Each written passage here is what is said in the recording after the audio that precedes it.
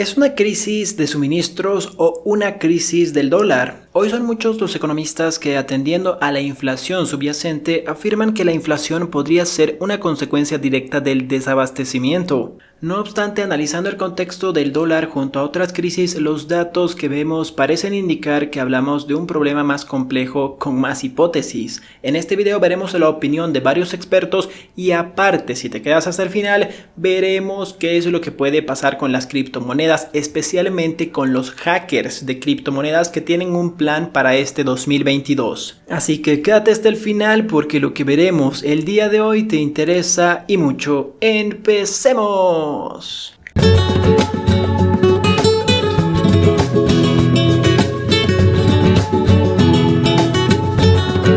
En las últimas semanas ha crecido en todo el mundo la preocupación de encontrarnos ante una nueva crisis. Aunque esta vez es muy diferente de la última. Si hace un año veíamos empresas con los almacenes llenos e incapaces de vender sus stock de productos, lo que ahora inquieta a los empresarios es no poder reponer sus existencias a la misma velocidad que las venden. Todo ello en un entorno donde se han disparado los precios de la energía, las materias primas y el transporte. Por lo que muchos productos, si es que llegan, ojo, son mucho más caros que hace pocos meses. Podría decirse que la economía mundial ha transitado muy rápidamente de la sobreproducción a la escasez, de los almacenes llenos a los escaparates vacíos. Por ello, algunos medios han bautizado a la situación que vivimos como crisis de los contenedores, en referencia al encarecimiento y desbordamiento del transporte.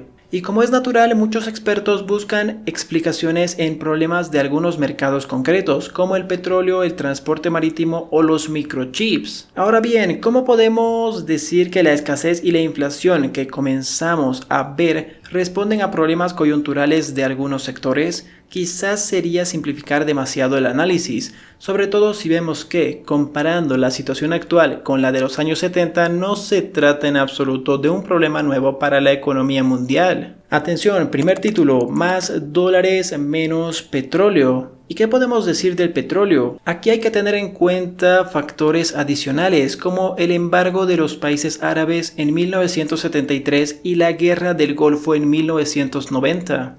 Pero en esencia vemos una tendencia similar, que de hecho, como hemos comentado anteriormente, los precios ya estaban aumentando mucho antes de la aplicación del embargo. Y su fase ascendente comenzó precisamente cuando la política monetaria de Estados Unidos se hizo más expansiva. Podríamos pensar que se trata de una casualidad, pero lo cierto es que hay más evidencias al respecto. Podemos comprobar, por ejemplo, que en 1974 se puso final al embargo. Pero los precios del crudo siguieron subiendo hasta llegar a niveles nunca antes vistos. ¿Y qué hacía, te preguntarás, en ese momento la Reserva Federal? Nuevamente bajar los tipos de interés y aumentar la cantidad de dólares en circulación. A finales de los 70 y principios de los 80, por el contrario, las autoridades monetarias de Estados Unidos llevaron a cabo una política de corte restrictivo. Esto es subir los tipos de intereses y ralentizar el ritmo al que aumentaba la cantidad de dólares en el mercado. Los efectos no fueron inmediatos, pero como podemos observar en la gráfica, los precios del oro y del petróleo comenzaron una fase descendente desde entonces. Segundo título, ¿qué ha ocurrido en el siglo XXI? La llamada crisis del petróleo ha quedado en la historia como uno de los periodos más inflacionistas de los últimos siglos, pero lo cierto es que si la comparamos con lo que hemos vivido en el siglo XXI, veremos muchos patrones que se repiten. Si atendemos a la gráfica que muestra a continuación, a partir del año 2001, por ejemplo, podemos comprobar cómo la bajada de tipos de interés, motivada en parte por financiar la guerra de Afganistán, precedió a un ciclo alcista muy fuerte en el petróleo y en el oro, un comportamiento que también aparece en el periodo de 2008 a 2014 en el marco de la gran recesión entre comillas. En el periodo 2017-2019, por el contrario, vemos cómo la Reserva Federal da un giro hacia las políticas más restrictivas, con una tímida subida de los tipos de intereses y estabilizando la base monetaria. El efecto, como podemos observar, fue muy similar a la de los años 80, en este caso con el oro estabilizado y el petróleo totalmente en caída. Llegamos así al año 2020, cuando la pandemia asestó un fuerte golpe a la economía mundial y los gobiernos de casi todo el mundo intentaron contrarrestar la crisis con ambiciosos planes de estímulo. Uno de los instrumentos predilectos de las autoridades ha sido la política monetaria, y en este sentido la Reserva Federal de Estados Unidos es uno de los mejores ejemplos de ello. De esta manera no solamente se volvió a tipos de intereses cercanos a cero, sino que además la cantidad de dólares en el mercado creció a una velocidad nunca antes vista. Tengamos en cuenta que si desde el año 2000 la base monetaria había crecido a una media del 11% anual entre marzo de 2020 y agosto del 2021, esta había dado un salto de casi 30%. En otras palabras, el volumen de dólares en algo más de un año había crecido casi tanto como solía hacerlo en 3. A partir de entonces, y como suele ocurrir en las últimas grandes crisis financieras, el precio del oro también creció rápidamente, sobre todo por su condición de activo refugio. De esta manera, muchas personas han decidido comprar oro y también, en algunos casos, criptomonedas, como forma de protegerse ante la excepcional incertidumbre y por lo que puede pasar. Ahora bien, ¿qué ha pasado con el petróleo? La evolución del precio del petróleo y del crudo en los últimos años es muy interesante. Además, puede ayudarnos a entender lo que está pasando hoy en la economía, por lo que merece la pena analizarlo en detalle.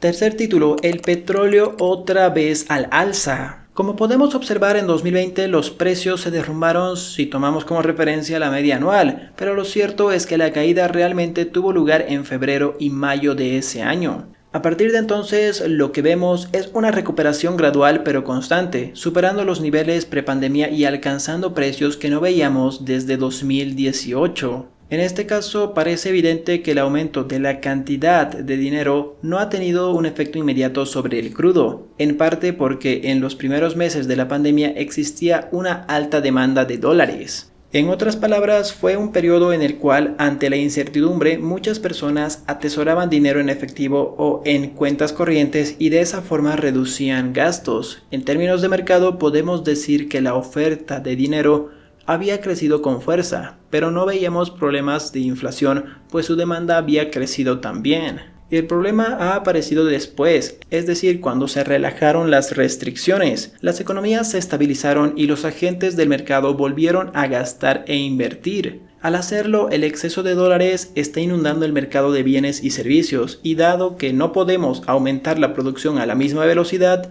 muchos precios tienden a subir, entre ellos el del petróleo. Título número 4 y el más importante para mí, crisis del dólar. ¿Qué lecciones podemos sacar entonces de la crisis que acabamos de mencionar? Lo primero que nos enseñan los datos es que si bien no podemos afirmar que los precios del petróleo dependen directamente de los tipos de interés, sí es evidente que la política monetaria de Estados Unidos ejerce una gran influencia sobre el coste de la energía. Un poder existente, entre otras cosas, porque la mayor parte de las transacciones internacionales de petróleo y gas denominan sus precios en dólares. Con respecto a la segunda conclusión, debemos recordar que una de las funciones del dinero es servir como una unidad de cuenta, es decir, como parámetro para medir el valor de los bienes y servicios que compramos o vendemos. El problema es que si esa unidad de medida se devalúa, todos los bienes que toman esa unidad de referencia serán más caros. Es como si de repente se decidiera que el kilo representa una medida de peso menor a la que le asignamos hoy en día. Si esto pasase, automáticamente todos pesaríamos más kilos que antes. Aunque la realidad es que no hemos engordado ni un gramo.